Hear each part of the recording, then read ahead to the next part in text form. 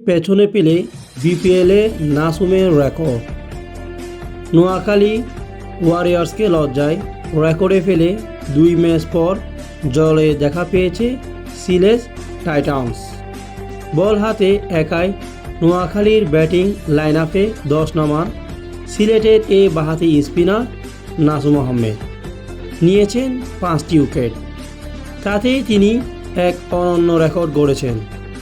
পেছনে ফেলেছেন দেশসেরা allrounder Shakib Al হাসানকেও। Bangladesh premier লিগে বিপিএল প্রথম ম্যাচে মুখোমুখি হয় সিলেট টাইটান্স ও নোয়াখালী এক্সপ্রেস। ম্যাচে 4 ওভার বল করে মাত্র 7 রান খরচ করেন নাসুম আহমেদ। উইকেট নিয়েছেন 5টি। বিপিএলে স্পিনারদের মধ্যে এটাই তার সেরা বোলিং ফিগার। এর আগে স্পিনার হিসেবে সেরা বোলিং ফিগারটি রেকর্ডে ছিল সাকিব আল হাসানের।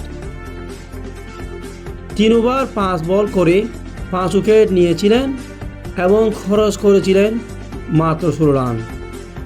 2017 সালে বিপিএলে ঢাকা ডায়মন্ডসের জার্সিতে রংপুর রাইডার্সের বিপক্ষে এই রেকর্ড গড়েছিলেন সাকিব আল হাসান।